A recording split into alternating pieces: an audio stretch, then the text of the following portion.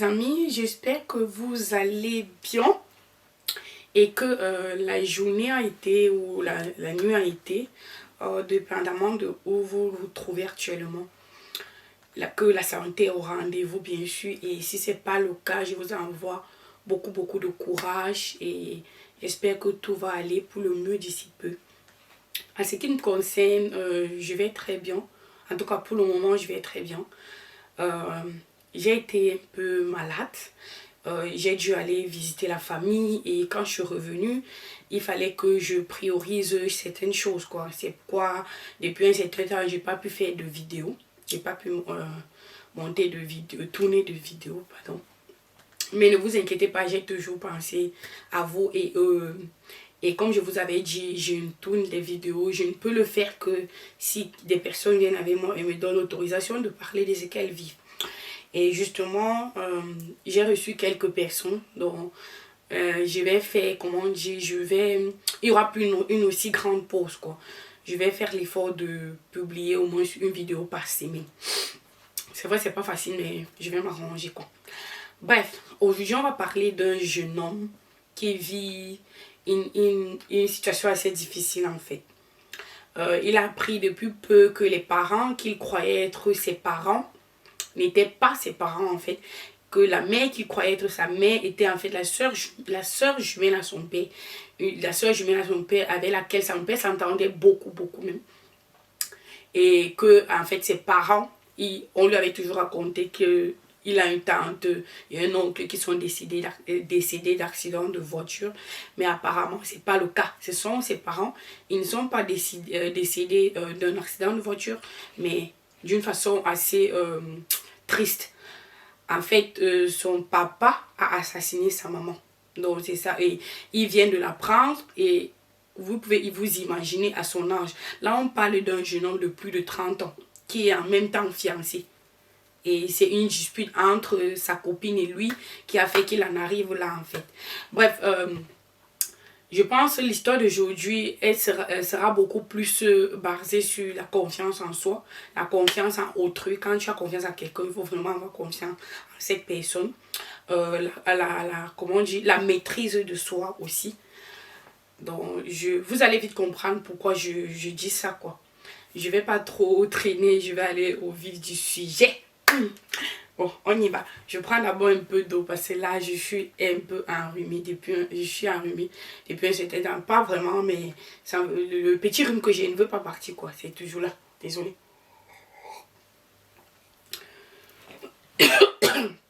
Désolée. Comme je disais, on a affaire ici à un jeune homme. Il a vécu dans une famille assez heureuse.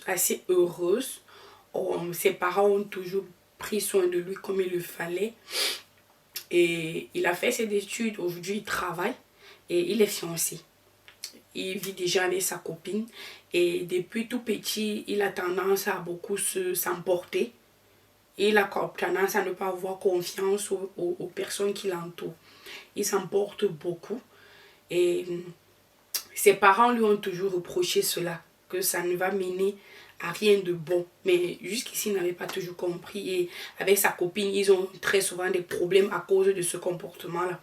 Et justement, avant de venir vers moi, en fait, tout ce qui a déclenché cette situation, c'est que pour une fois, je précise, il n'a jamais levé la main sur sa copine.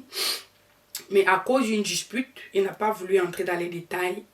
Il a levé la main sur sa copine. Pas vraiment tabassé, comme on dit là, mais il a giflé sa copine. Et pour elle, c'était vraiment du jamais vu. Elle n'avait jamais imaginé qu'il pouvait en arriver là. Elle n'a pas pu supporter. Donc, elle a quitté la maison pour un moment et puis elle allait tout relater à sa mère. Aujourd'hui, il sait que c'est sa tante, mais à ce moment, c'était encore sa mère. Donc, elle allait tout relater à sa maman. Voilà, donc sur le choc, elle a appelé comme comment tu as fait pour en arriver là? Je t'ai toujours dit que ce comportement ne devait t'amener rien de bon. Voilà, sa maman lui a demandé d'arriver directement chez elle sans perdre de temps. Et il était même encore fâché. Il ne voyait pas encore où était le tort parce qu'apparemment sa copine a fait quelque chose vraiment qui l'énervait. Mais quand même, ce sont ses parents. le voilà, il allait retrouver sa mère à la maison. Une fois à la maison, sa mère lui dit, aujourd'hui je vais te parler d'un sujet assez délicat. Je vais le faire, pourquoi? Parce qu'aujourd'hui tu as fait lire, tu as commis l'irréparable. Il le faut. Je me dis, si je l'avais fait depuis, je ne devais pas en arriver là. Et il dit, ok. C'est là que sa mère lui dit, en fait, elle n'est pas sa mère, elle est la soeur jumelle à son papa. Et que son papa a tiré sur sa mère. Comment ça s'est passé? Déjà, elle lui a dit, les deux étaient toujours complices. Tout ce que son père faisait, il venait toujours lui raconter, elle, sa soeur. Et quand il a rencontré sa mère, il était déjà à plus de 40 ans. Il avoisinait même déjà la cinquantaine. Il était déjà assez vieux. Bref, il était assez âgé, quoi. Mais sa mère était encore dans la vingtaine. Donc, il y avait un écart assez grand, donc de près de 10 ans, et plus même, entre ses parents. Et tout le monde n'était pas d'accord dans la famille, parce qu'on disait non, la fille est là uniquement pour ton argent. Quand on ne lui disait pas que la fille était là pour son argent, on lui disait que ses amis à lui disaient qu'elle va te tromper. Tu penses qu'elle ne connaît même pas encore la vie et tu veux l'épouser. En fait, tu veux la confisquer, tu veux lui fermer les yeux, quoi.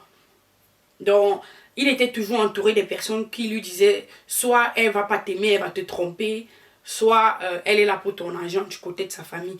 Mais il aimait sa copine et elle était assez belle, d'après ce qu'il dit. Sa mère est... Bon, toutes les mères sont belles. Il m'a dit que sa mère était vraiment très belle. Donc, il allait toujours relater tout ce qui se passait à sa soeur jumelle, quoi. Il était dans un quartier. Tout le quartier ne faisait que mal parler de lui. Donc, on faisait que parler d'eux, quoi. Et il venait de se marier. Malgré le fait que la famille n'était pas d'accord avec son choix, il s'est quand même marié avec la fille. Mais dans le quartier, on parlait tellement de elle, sa soeur, donc celle qui aujourd'hui est sa tante, qui était sa mère. Lui a dit, tu sais quoi, peut-être c'est mieux pour vous, vous êtes un jeune couple, de changer de quartier, aller dans un autre quartier où on ne vous connaît pas. Donc c'est ce qu'il a fait. Il est arrivé dans le nouveau quartier, c'était toujours la même chose. Donc quand ils ont vécu là-bas quelque temps, vous savez comment ça se passe en Afrique. Au début, on ne vous connaît pas, mais après un moment, et comme on l'a dit, il a épousé une jeune fille qui n'était pas timide. Donc elle était normale, quoi. Donc c'est comme ça que le quartier était au courant aussi de leur situation. Et puis ça se voyait qu'il était vraiment très âgé par rapport à sa femme. C'est comme ça qu'on a commencé encore à mal parler, à parler derrière leur dos. Il n'a pas pu supporter et ça, à cause de cette situation, il se disputait très régulièrement avec sa copine. Il se disputait au point où elle allait chaque fois relater à sa belle-sœur que non, il faut parler à ton frère, on dirait qu'il n'a pas confiance en moi. Mais le voilà, il est un beau gosse, mais il pense que elle passait tout son temps. Quand ce n'était pas lui qui venait voir sa soeur, c'est elle qui venait voir sa belle-soeur. Le couple n'allait pas, mais heureusement, moi, il y avait de l'amour. D'après ce qu'elle dit, il y avait de l'amour. Ils ont pu supporter, elle est tombée enceinte. Elle a mis au monde un enfant qui est le garçon dont je parle. Je peux même dire le garçon, le jeune homme dont je parle. Et puis, ça n'allait pas toujours. On ne faisait que parler d'eux et ça empirait. Plus le temps passé, ça empirait. Il était devenu, comment dire, il n'avait plus confiance en elle. Au point où il était chaque fois dans son téléphone. Bon, il la surveillait tel. Et elle n'en pouvait plus. Chaque fois, elle allait vers sa belle-sœur lui demandait, non, je vais causer avec mon frère, ça va aller. Voilà, donc apparemment, il était venu la voir, donc voir sa soeur pour lui dire, bon, j'ai trouvé une solution. Il y a un jeune homme au quartier assez beau. On m'a dit qu'il aime beaucoup les femmes. Je vais envoyer ce jeune homme faire la cour à ma femme. Et si jamais elle accepte, je vais comprendre à qui j'ai affaire. Ça voudra dire que les autres avaient toujours raison. Sa soeur l'a dissuadé de le faire, que c'est pas bien. Parce que si elle apprend, c'est un peu comme si durant tout ce temps, tu n'as jamais eu confiance en elle. Parce qu'elle venait de mettre au monde son enfant. Donc elle était encore, comment dire, l'enfant était encore tout petit, quoi. Il a dit, il ne veut rien comprendre, il va essayer. Si vraiment sa femme l'aime, elle ne va pas tomber dans ce piège. Voilà, donc il a vu le garçon au quartier. Le garçon, apparemment, pour un début, le garçon a refusé. Parce que chaque fois, il venait lui faire le retour. Apparemment, au départ, le garçon a refusé. Il a insisté au point de proposer de l'argent. Le gars a dit, ok, comme tu insistes, parce que moi je refuse seulement parce que ta femme, là, elle n'aime même pas nous saluer. Le genre qu'elle t'aime. Bon, comme tu me proposes de l'argent, qu'est-ce que j'y peux? Qu'est-ce que j'y peux? J'y peux rien, quoi. Donc, voilà.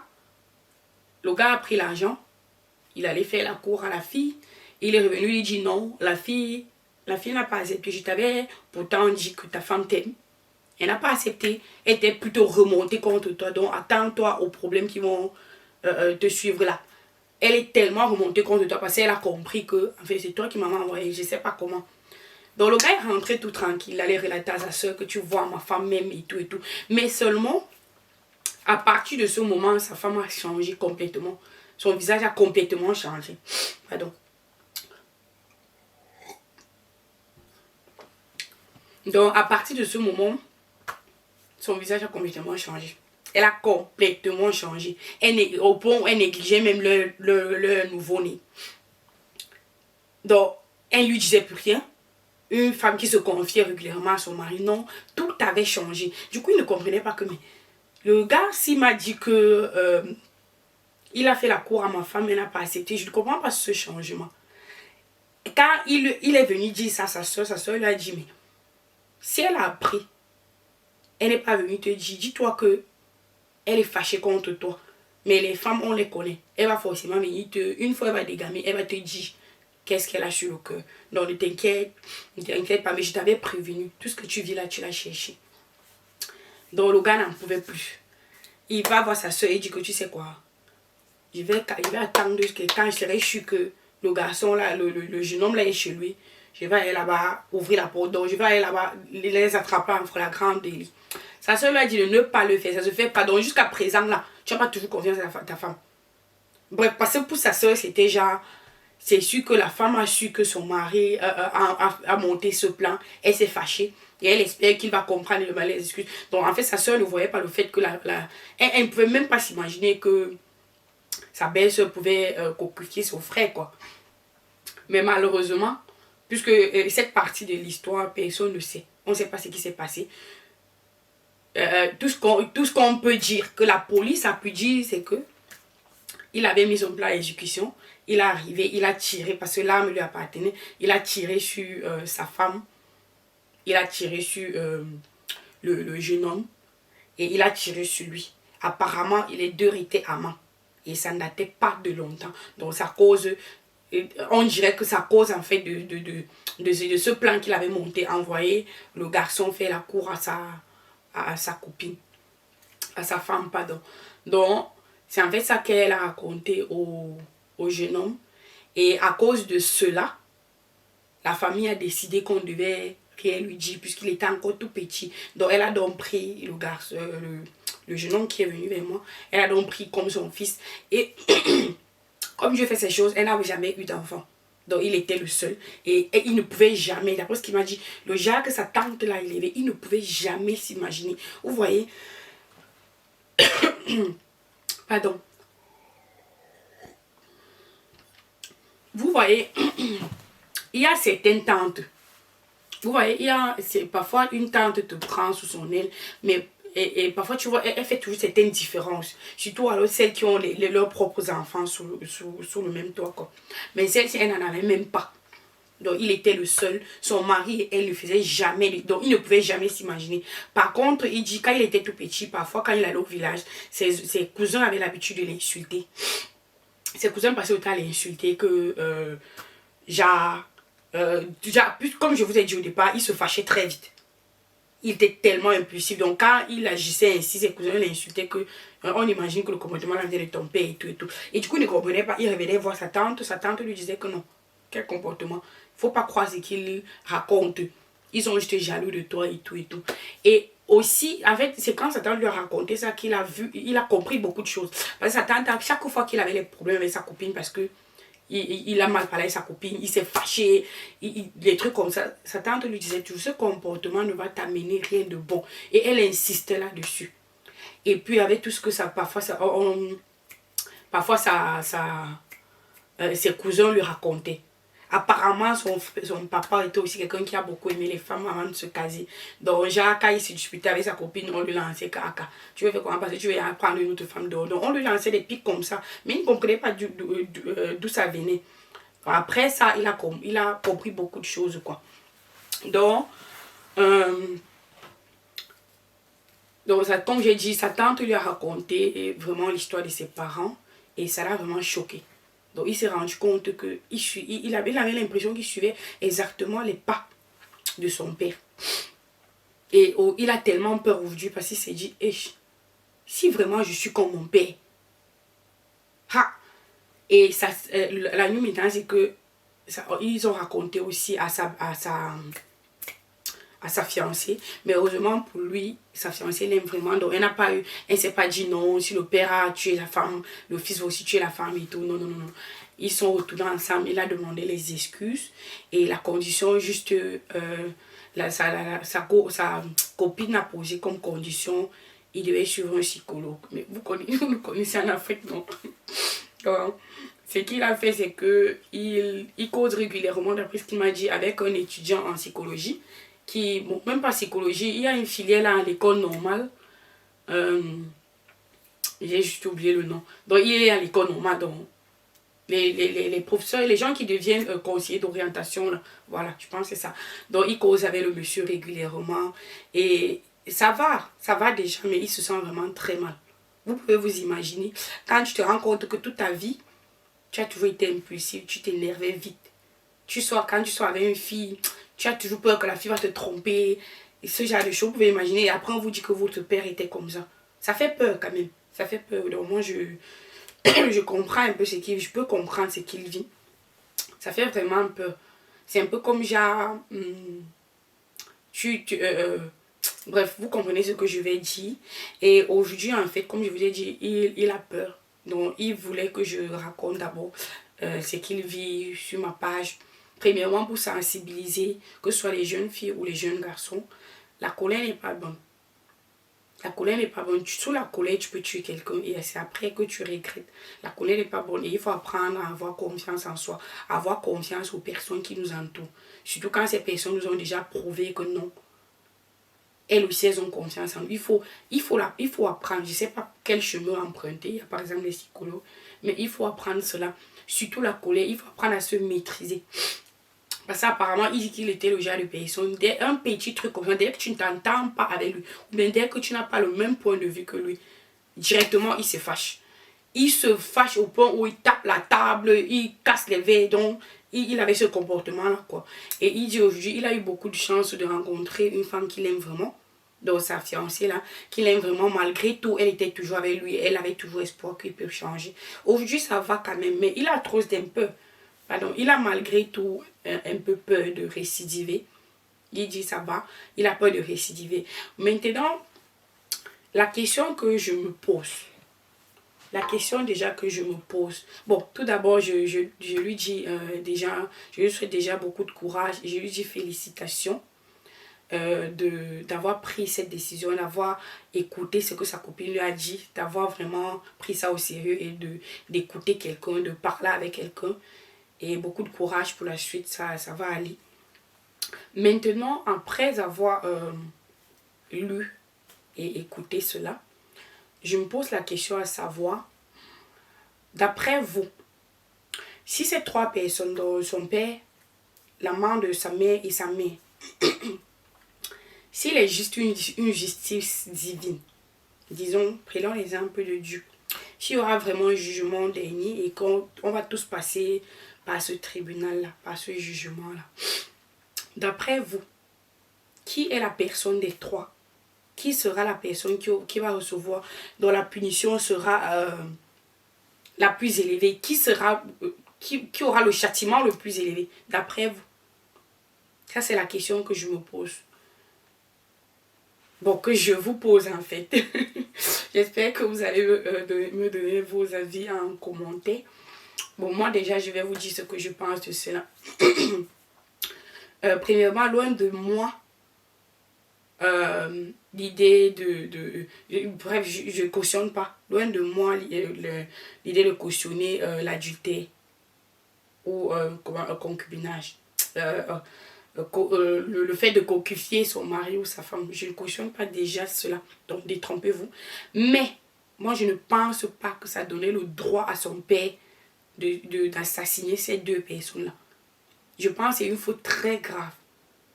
Ôter la vie à un être humain, je ne pense pas qu'il y ait une religion qui accepte cela. À part si mentalement vraiment ça n'allait pas.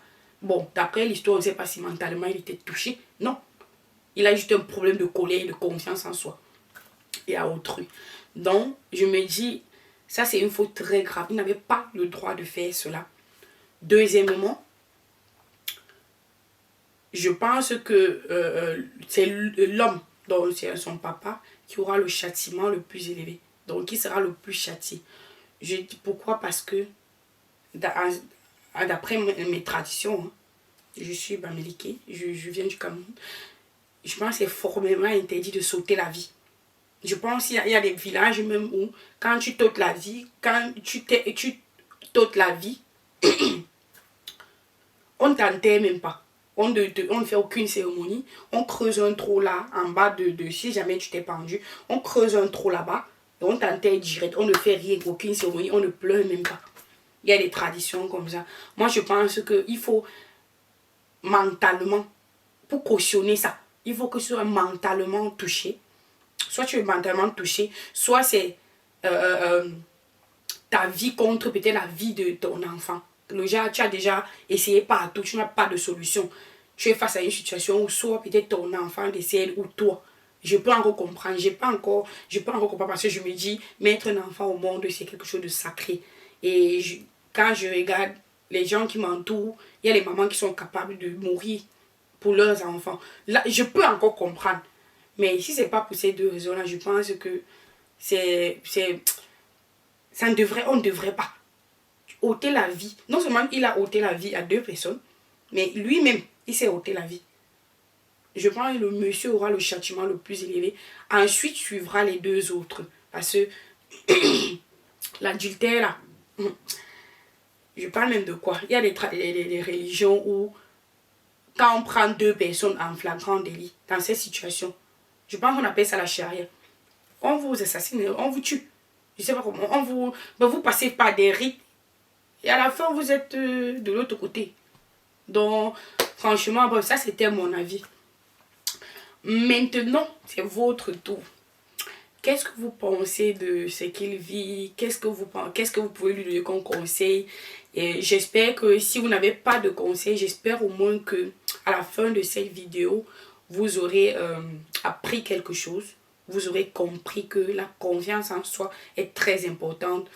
La maîtrise de soi est très importante. Quand une personne te fait confiance, fais-lui confiance. Mais surtout, j'insiste là-dessus.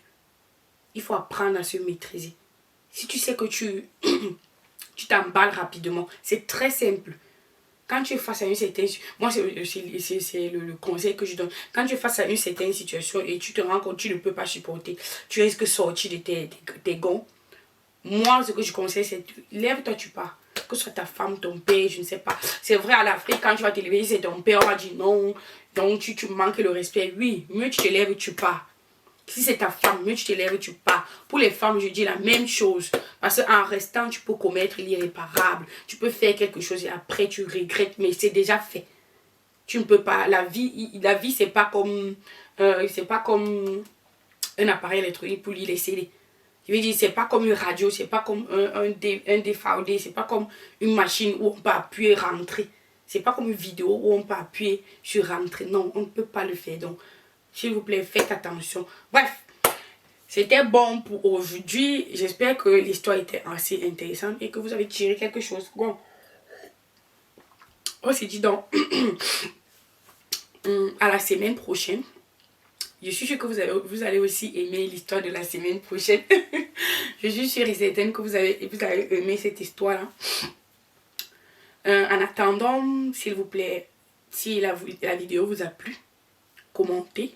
Surtout, commentez. Partagez la vidéo et puis abonnez-vous. il y a l'icône là qui va s'afficher en bas. Abonnez-vous. Et ainsi, chaque fois que je vais mettre une vidéo en ligne, vous serez directement informé. Parce que je fais aussi des vidéos bref, je donne des idées quand je vois quelque chose qui m'intéresse et que je pense que ça peut aider les autres. Tout comme ces vidéos-là. Je fais une petite vidéo et puis je mets sur ma page. Je compte sur vous. Allez, on se dit à bientôt. Ciao.